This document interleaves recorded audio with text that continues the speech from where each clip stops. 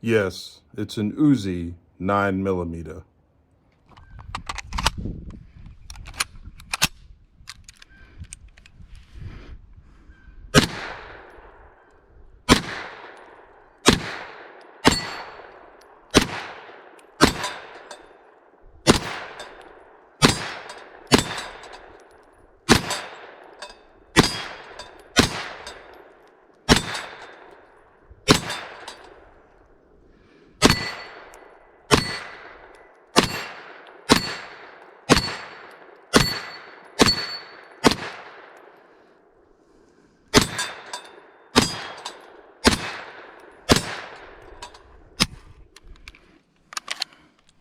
Welcome back, folks, to the Wanneroo channel. Hope you are doing great. We have a fun video today for y'all, wrapping up a 9mm reloading project that we started back in the winter into the spring with our 124 grain Speer bullets and also 6.1 grains of power pistol. This is a fantastic load for blowback type firearms that have kind of a heavy bolt. You can kind of think of this as like subgun ammo. Works very well. Very happy with it. When I wrapped up that project, so to speak, back, I guess it was sometime early in the spring, I said that we would bring some other firearms out at some point and test them. And since I'm also working on this other project with the 147 grain bullets, stay tuned for that. I thought, well, since I have the chrono out, let's get some other guns out and go ahead and do a bit of work with them, see what we get. And so today, one of the things I brought out is our Uzi. So this Uzi here, it is actually a Group Industries receiver that was built by Vector Firearms back years ago. I picked it up way back on sale, I think for like $700. These days, they go for about 3 times as much as what commonly happens with a lot of these firearms.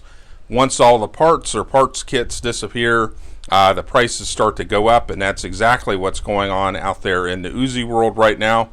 A lot of parts are kind of disappearing. Parts kits are becoming scarce. You can still find parts and stuff out there. Also, Vector Arms as well. They went out of business years ago. And I think Atlantic Firearms, I think there's still some company out there that they deal with that occasionally will make some Uzi style firearms for them. But these are getting kind of a little bit harder to find. You can find them. You just got to cough up the cash for them, pretty much. They are becoming a bit more collectible. And the one thing with them, too, is that if you compare them to modern firearms, they're a bit heavy. You're looking at this right here. This thing is got some heft to it. I think it's about 9 pounds loaded. I mean, the thing is just an absolute brick.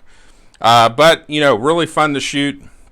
The hilarious thing is that it was designed in the late 40s, but really it kind of caught its fame in the late 70s into the 80s, early 90s, being in so many movies. So every time, you know, if I bring this out to the range or whatever, everybody wants to kind of shoot it because it just has that kind of that Hollywood style background. So we're going to have some fun with this today and shoot some with it. And also, too, just thought I'd show you, it's a beautiful day out here at the range. And low 70s, nice cold front came through, a little bit breezy. But hey, you can't ask for a better day than this. I mean, check it out. Now, the other thing that we'll do too is since we have our Walther PPQ that we're using in this other project, since it's already up here at the range, we will go ahead and do some chrono work with this as well. And yeah, have fun shooting up some of these bullets. All right, folks, here we go with the Uzi.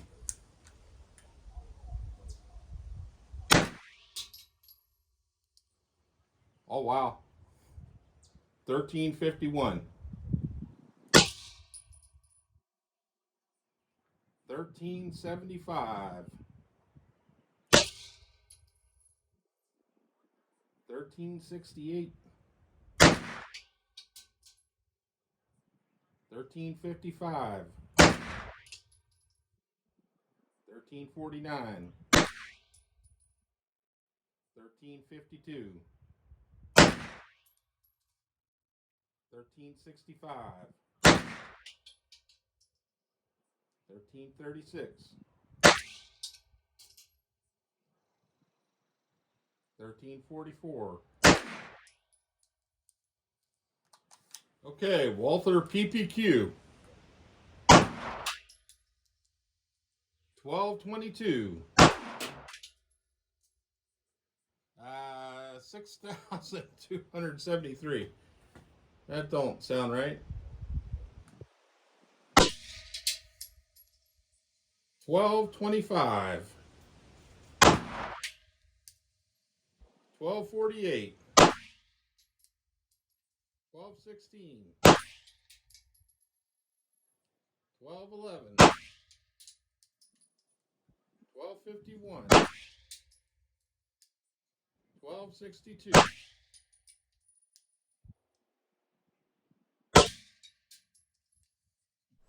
All right, folks, so let's have a look at our chrono data. And overall, I have to say, everything looked very, very consistent. You know, I can't ask for more, really. First shot on the Uzi there was 1351. Then we had 1375, 1368, 1355, 1349, 1352, 1365, 1336, 1344, 1377. So very consistent, you know. And the thing is, and you'll find this sometimes with folks that have these firearms that have like a heavy bolt, you know, and they're blowback operated firearm. You will hear a lot of folks like bitching and complaining about whenever they run just kind of ordinary target shooting 9mm through their guns. A lot of times the guns will end up choking on it. So this is a thing where definitely if you know, a lot of these guns actually originally were designed for that cone-shaped 124 grain bullet, and also for that round to have a bit of oomph behind it. So just that kind of that regular target ammo, a lot of times it just ain't going to cut it. So if you do run into those issues, then you can either look at getting like 124 grain Winchester NATO ammo, or, you know, make some of this or whatever. But obviously work up your own loads, as we always do, because my situation might be different than yours. Also, too, let's look at our Walther PPQ here, and let's see how that did. And we did have one funky number there where I think the blast was kind of threw us off there on that second one. So I think that muzzle blast, definitely in the pistol shooting it, there's quite a bit of recoil there for a 9mm. So you know, this is kind of a round that probably for regular target shooting in a pistol I would not use, but for the Uzi it's awesome, or the CZ Scorpion and other stuff like that. First round, 1222, and then we had the funky one, so I did back up a little bit, maybe about a foot, something like that, just to kind of give the chrono a little more space. And then we had 1225, 1248, 1216, 1211, 1251, 1262, 1245. So you can see, still, again, I would say, you know, to me, that's consistent enough. That's just fine there. So no issues, no big outliers or anything, no big problems. Very consistent. Really like the looks of that. So that works pretty good. Now, you do notice that there is a little bit of a difference there. That Uzi has that longer barrel on it. I think it's 9 or 10 inches. So yeah, there's a little bit of a difference in velocity compared to that 5-inch barrel on the Walther PPQ. So you're losing about 100 feet per second. That's kind of what we're looking at. So we're not going to bother doing any accuracy testing with the Walther, because I typically would not use that ammo for any sort of target shooting or competition. I would probably use something else. But for the Uzi, let's go ahead and set the Uzi up, and we'll do a little bit of an accuracy test on it, and kind of see what we get at, 20 yards or so.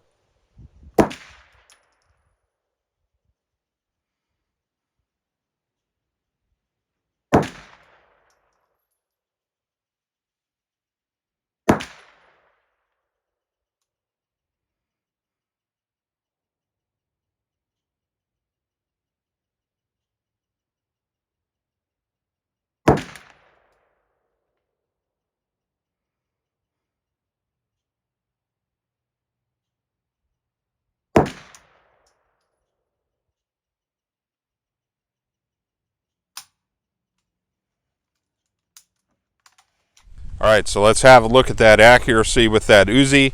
Pretty damn good, I'd say, right here on IDPA target. And got a nice little group in there. That works great. Looks like we do need to make a sight adjustment on that Uzi.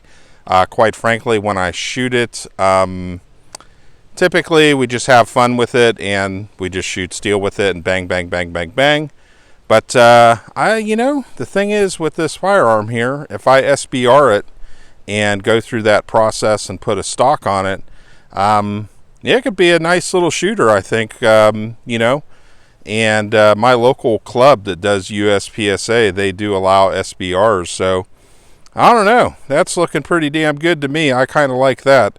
I don't know what y'all think, but if we could just bring the sights over a little bit, I think we're bang on. Can't complain about that. All right, folks. So let's go ahead and wrap this up with these 124 grain bullets. Awesome rounds that I made.